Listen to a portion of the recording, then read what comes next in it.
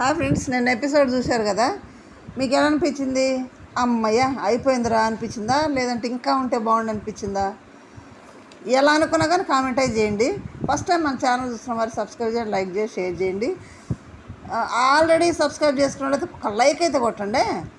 సరే మాట్లాడదాం రండి. నిన్న కంటిన్యూషన్ చేశాడు హరీష్, దివ్య ఆడారు. అక్కడ హరీష్ లక్ బేస్ మీద లక్ ఏదో పాపం వెంటబడి వచ్చినట్టుంది. అన్ని ఎల్ల బాల్సే వచ్చేసినాయి. గెలిచాడు, బాగానే ఆడాడు హరీష్, బాగా ఆడాడు, బాగా ఎంటర్టైన్ చేశాడు, బాగా నవ్వాడు, డ్యాన్స్ కూడా చేశాడు. ఎందుకంటే తను స్టామినా అంతా కూడా ఆడాడు కాబట్టి, లక్ కూడా ఉంది కాబట్టి. నెక్స్ట్ పవన్ కళ్యాణ్ వచ్చాడు. పవన్ కళ్యాణ్ ఎందుకు పవన్ కళ్యాణ్ వచ్చాడంటే హరీష్ పవన్ కళ్యాణ్ ఎంచుకున్నాడు ఆడుకోవటానికి. సరే వచ్చాడు, గేమ్కి ఎంచుకున్నారు. గేమ్కి బాటిల్స్ స్టాండ్ చేశాడు. తొందరగా చాలా స్పీడ్గా, ఇన్ని ఎపిసోడ్లో ఇంత స్పీడ్గా గేమ్ ఆడింది పవన్ కళ్యాణే. చాలా స్పీడ్గా ఆడాడు, జవాన్ అనిపించాడు. ఓకే, వీళ్ళందరూ కూడా 2 ఆటలు ఆడాడు. తర్వాత కలికి గెలిచింది, కలికి ఒక ఆట గెలిచింది. ఇట్లా ఒకళ్ళు ఆడుకున్నారు. వాళ్ళు అన్వర్తి అని గేమ్ పెట్టుకున్నారు. అది వాళ్ళు అక్కడ వరకే. వాళ్ళ పాయింట్ ఆఫ్ వ్యూలో అన్వర్తి అర్హుడా అనర్హుడా అనేది వాళ్ళు డిసైడ్ చేశారు. కానీ అసలు డిసైడ్ చేసింది ఎవరు? చేయాల్సింది అది జడ్జెస్ చేయాలి, లేదంటే ఆడియన్స్ చేయాలి, లేదంటే వీళ్ళిద్దరు కాదంటే బీబీ టీం చేయాలి. ఎందుకంటే వాళ్ళకు ఉపయోగపడే విధంగా వాళ్ళ షోకి కంటెంట్ ఇచ్చేవాళ్ళు ఎవరు, టీఆర్పీ రేటింగ్ పెంచేది ఎవరు, వాళ్ళని సెలెక్ట్ చేసుకుంటారు.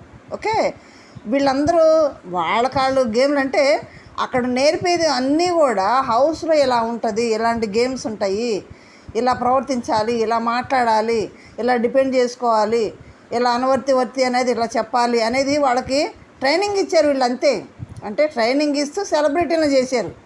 ఎందుకంటే మళ్ళీ కామన్ మ్యాన్ అనే సింపతి అనేది అక్కడ రేజ్ కాకుండా, అరే కామన్ మ్యాన్ ఎట్లా చేశారు అట్లా చేశారు అనుకోండి. ఎందుకంటే ప్రశాంత్ని అందరూ ముక్కుమ్మడిగా సెలబ్రిటీలు దాడి చేస్తే బయట అందరూ కూడా అరే కామన్ మ్యాన్ ఎట్లా చేశారు, ఒరే కామన్ మ్యాన్ అనే, ఒరే రైతు పెట్టినట్టు చేశారు ఎందుకు అనుకోలే. అట్లా అలాంటి టాక్ రాకుండా, అలాంటి టాక్ వచ్చి ఎవరికి ఏమైంది, అసలు సీరియల్ బ్యాచ్ని తీసుకురావద్దు అనే పెద్ద ఫైటింగే జరిగింది బయట. అట్లా కాకుండా వీళ్ళని ఇప్పుడు కామన్ మ్యాన్ అందరిని కూడా సెలబ్రిటీలను చేసి వీళ్ళు ట్రైనింగ్ ఇచ్చి తీర్చిదిద్ది సెలబ్రిటీలాగా ఆడియన్స్ కూడా కొంత ఫ్యాన్ బేస్ అనేది ఏర్పాటు చేసి హౌస్లోకి వదులుతున్నారు. వీళ్ళు ఎవరిని వదులుతున్నారు? వేలల నుంచి వందల్లోకి వచ్చారు, 100ల నుంచి 2 డిజిట్స్కి వచ్చేసారు. అట్లా 45 పోయి 15 మంది అయ్యారు, 15 మంది పోయి 11 మంది అయ్యారు. అయితే ఒక్క అడుగు దూరంలోనే ఇటు అడుగు ఇటేస్తే BB9లోకి, లేదంటే ఇంటికి. అట్లా పాపం ప్రసన్న, శ్వేత బయటకు వెళ్ళడం జరిగింది. 13 మందే ఉన్నారు. ఈ 13 మంది కూడా బాగానే ఆడారు, మంచి కంటెంట్ ఇచ్చారు. అందరిలో ఎవరు కంటెంట్ ఇచ్చారో, ఎవరు కామెడీ చేశారు, ఎవరు చేశారనేది ఆడియన్స్ చూశారు, మేము చూసాం. మీకు ఎలా అనిపించిందో కామెంట్ చేయండి. ఇంకో విషయం ఏంటంటే ఇక్కడ లాస్ట్కి వచ్చేటప్పుడు అందరూ ఇచ్చారు, ఎమోషన్ అయిపోయారు. ఎందుకంటే ఎవరు బేస్ వాళ్ళకు ఉంది. ఇన్ని రోజులు కలిసి ఉన్నారు, ఫ్రెండ్లీగా ఉన్నారు, ఏదో ఒక చక్కగా సరదాగా పోయి షో చేసుకొని మళ్ళీ ఇంటికి వచ్చి అట్లా ఫ్రెండ్లీగా ఉన్నారు. ఇదొక ప్రపంచం, అదొక ప్రపంచంలో వాళ్ళు కలిసి ఉన్నారు. దాంట్లో ఆ ఎమోషన్లో పాపం అందరూ ఏడ్చేసారు. అంటే మళ్ళీ కలుసుకోరు కదా, మళ్ళీ కలుసుకోరు, ఎటోళ్ళు అటు ఎవరి దారి ఆడది. వాళ్ళు కొంతమంది BB9కి వెళ్ళి ఉంటారు, కొంతమంది వాళ్ళ ప్లాట్ఫామ్ల మీద వాళ్ళు మళ్ళీ అదే కొనసాగించాల్సి ఉంటుంది. కాబట్టి బాగా ఎమోషన్ మీద ఏడ్చేశారు. పవన్ కళ్యాణ్ ఎందుకు ఏడ్చాడు? పాపం తనదొక వేరే విధానం. ఎందుకంటే ఇది కాదు అనుకుంటే BB9లోకి తను మాత్రం వెళ్ళకపోతే తన కోరిక ఏంటి? యాక్టర్ అవ్వాలని. ఏదో యాక్టర్ అవ్వాలనుకుంటే ఆర్మీ జాబ్ వచ్చింది, అటు వెళ్ళిపోయాడు. కానీ దేశాన్ని కాపాడుతున్నాడు, సెల్యూట్ చేయాలి పవన్ కళ్యాణ్కి. అయినా కానీ తన ఏమేంటి? యాక్టర్ అవ్వాలని. అది ఈ విధంగా ఏదైనా ప్రూవ్ చేసుకోవచ్చు అని వచ్చాడు. ఇది కనుక BB9లోకి అడుగు పెట్టకపోతే తను ఎక్కడికి వెళ్ళాలి? పాపం బోర్డర్కి వెళ్ళిపోవాలి. వీటన్నిటికి దూరంగా హైదరాబాద్లో కానీ ఈ ఇట్లా కామెడీలకు కానీ ఎంత సంతోషానికి అంత దూరంగానే ఉండాలి పాపం. అన్నీ A to Z అన్నిటికి కూడా దూరంగానే బతకాల్సి వస్తుంది వాళ్ళు. అక్కడ ఇట్లా గాళ్ళు ఏమో మనం చూస్తూనే ఉంటాం కాబట్టి వీళ్ళ పాపం వాళ్ళు చెప్పలే, మాటల్లో వాళ్ళు పడే బాధ మనం చెప్పలేం. ఆ వాతావరణంలోకి వెళ్ళిపోవాలి అతను. ఈ అట్మాస్ఫియర్లో ఉండి ఇన్ని రోజులు అక్కడికి వెళ్ళాలంటే పాపం ఒకలాంటి ఫీలింగ్, బాధ ఉంటుంది కదా. అందుకని అతను కళ్ళలో నీళ్ళు పెట్టుకున్నాడు, ఏడ్చేసాడు కూడా. ఇక మిగిలిన వాళ్ళు అంటావా, ఇక విజయవాడ సరౌండింగు, వైజాగ్ సరౌండింగు, హైదరాబాద్ సరౌండింగు ఎక్కడెక్కడే ఉండేవాళ్ళు. కొంతమంది వాళ్ళు ఏదో సెలబ్రిటీ అవ్వాలనుకుంటే అవ్వలేదు కాబట్టి డాక్టర్లు అయ్యాము, అది మా పేరెంట్స్ కోరిక, వాళ్ళని నెరవేర్చాం కాబట్టి మాది సాటిస్ఫై చేసుకోవడానికి వచ్చామనేవాడు కొంతమంది వాళ్ళు ఏదో ప్రూవ్ చేసుకొని ఒక సెలబ్రిటీ లాగా బయటికి వెళ్ళాలి, వాళ్ళు ఏదో ప్రూవ్ చేసుకోవాలన్నది కొంతమంది. అట్లా రకరకాల ఒపీనియన్, రకరకాల ఆలోచనలు, రకరకాల ఎయిమ్తో అక్కడికి వచ్చి ఉన్నారు పాపం. అందుకే అందరూ కూడా చాలా బాధపడ్డారు. ఇంకొకటి, ఇదొక విధానం అయితే, ఎమోషన్ ఒక విధానం అయితే, ఇంకోటి ఏంటి, బీబీ నైన్కి సెలెక్ట్ అయ్యామా లేదా అదొకటి. మళ్ళీ ఆ ఏడుపులు అది కూడా అర్థం ఉంటుంది. సెలెక్ట్ అయ్యామా లేదా, వాళ్ళు ఏం చెప్పలేదు కదా బిందు మాధవ్ వాళ్ళు. అయ్యామా లేదా, ఇటా అటా అనేది టెన్షన్ వాళ్ళకి ఇంకా బాగుంటుంది. బయటికి వెళ్ళి ఇంటర్వ్యూలు ఇచ్చుకుంటున్నారు కానీ ఆ టెన్షన్ ఇంకా ఉంటుంది వాళ్ళకి కదా. ఇన్ని రోజులు చేసాం కదా, అయ్యామా లేదా, ఈ టెన్షన్ మామూలుగా ఉండదు వాళ్ళకి. అదొక టెన్షన్, అదొక ఫీలింగ్ ఉంటుంది దాంట్లో. అందుకు కూడా ఏడ్చుంటారు వాళ్ళు.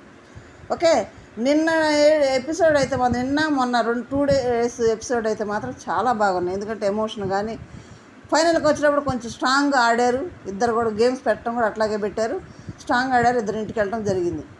అయితే శ్వేతని ఉంచినట్టయితే బాగుండేదేమో అనిపించింది. ఎందుకంటే అమ్మాయిలు అందరూ ఉన్నారు, 15 మంది అమ్మాయిలు అందరూ ఉన్నారు. శ్వేత కూడా పాపం తన తల్లి కోరిక నెరవేర్చడమే కాకుండా, తల్లి బెడ్లో ఉండగానే తను వచ్చి పాపం ఇక్కడ పార్టిసిపేట్ చేసింది కాబట్టి తన కోరిక నెరవేర్చుకోవాలని శ్వేత ఉంచితే బాగుండేదేమో పాపం అనిపించింది నాకు.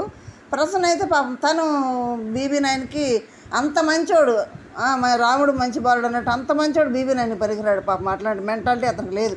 రఫ్ అండ్ టఫ్ ఉండే మెంటాలిటీ కాదు ప్రసన్న కుమార్ది. అందుకని తను ఉండలేడు. హరీష్ అంటావా, Harish rough and tough. Harish ఈరోజు ఆటలు కానీ, కంటెంట్ అవ్వడం కానీ, ఎంటర్టైన్మెంట్ కానీ, మాట కానీ, ఇచ్చి పడేయటం కానీ, వాళ్ళు ఏమన్నంటే కూడా తీసుకోవడం కానీ, అంటే అంటమే కాదు వాళ్ళంటే కూడా తీసుకునే కెపాసిటీ ఉండాలి, తీసుకోవడం కానీ, అదంతా కూడా అతనికి బాగుంది. పైగా అతను మాస్క్ మ్యాన్ అనేది మాస్క్ ఎందుకు వేసుకున్నాడు అంటే, అతను మానవ హృదయం పేరు పెట్టుకున్నాడు. ఎందుకు వేసుకున్నాడు, కంప్యూటర్లో వచ్చిన కొత్తలో జీమెయిల్ క్రియేట్ చేసుకోవడానికి ఎన్నిసార్లు కొట్టిన హరీష్ అంటే అది ఉంది అంటుందంట. ఎందుకు వచ్చిన వాళ్ళు ఇదంతా ఎందుకని మానవ హృదయం పేరు పెట్టేసుకొని చేసేస్తూ వచ్చిందంట. అప్పటి నుంచి అదే కంటిన్యూ అవుతున్నాడు అతను కదా. అతని టాలెంట్ అయితే టాలెంటెడ్ పర్సనే, ఖచ్చితంగా అన్ని విషయాలకు టాలెంటెడ్ పర్సనే హరీష్ అయితే పక్క. ఈసారి మనం ఇంతకుముందు వీడియోలో కూడా ప్రీవియస్ వీడియోలో పెట్టుకున్నాము, ఎవరైనా చూడకపోతే చూడండి మన ఛానల్లోకి వెళ్ళి. అన్నీ కూడా ఎవరెవరి టాలెంట్ల గురించి మనం చెప్పాము, ఎవరు వెళ్తారో కూడా చెప్పాము.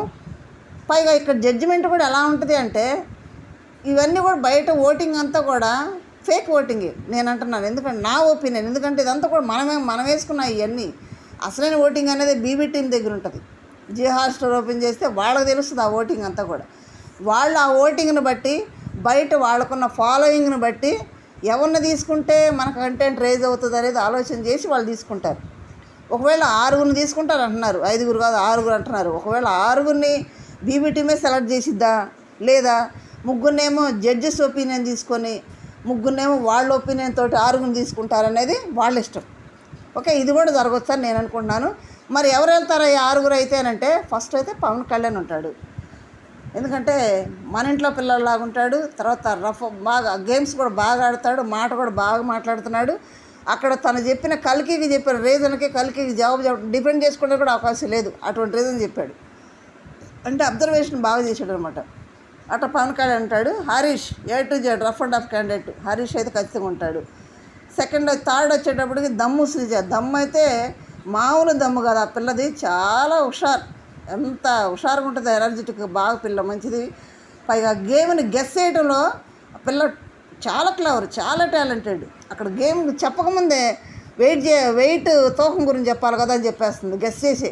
అటువంటి టాలెంటెడ్ పర్సన్ శ్రీజ, దమ్ము శ్రీజ ఖచ్చితంగా ఉంటుంది. Third person. ఫోర్త్ పర్సన్కి వచ్చేటప్పటికి షాకీబ్ మరి ఆటలు ఆడలేదు కదా, వాళ్ళంతా బోర్డులు వేసారు కదా అనవర్తి అని అంటే, అనవర్తి అనేది అక్కడ వరకే. తను ఏమంటున్నారు వీళ్ళు, నువ్వు మా గేమ్ అర్థం కాదు నీకు, అందరితో కలవు, నీకు అర్థం కాకపోతే ఏం ఆడతావు అని అంటున్నారు. అర్థం కావట్లేదంటే అతను అసలు ఇక్కడే లేవు, నీ మైండ్ ఎక్కడో ఆలోచిస్తుంది అన్నట్టు మాట్లాడుతున్నారు షాకీబ్ని.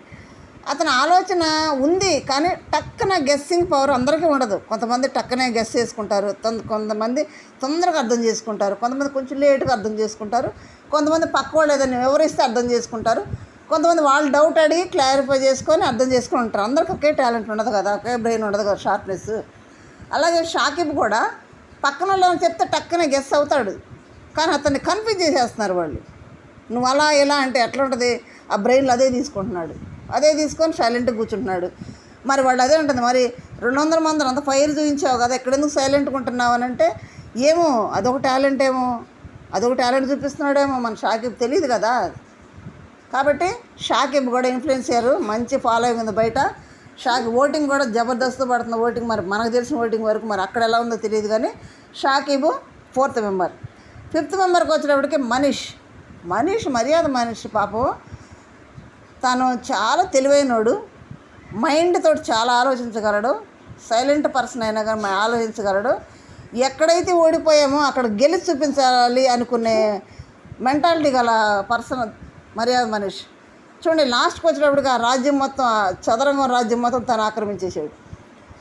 అంటే ఎన్నిసార్లు పాప వరస్ట్ ప్లేయర్ అని తీసుకున్నాడు, ఎన్నిసార్లు వరస్ట్ ప్లేయర్ అన్నారు, ఏం ఆలోచిస్తున్నావు మనిషి అన్నారు, నువ్వు ఆలోచించబట్టి అన్ని పోయినాయి అన్నారు. చాలా అవమానాలు పడ్డాడు అక్కడ అంతమందిలో కూడా.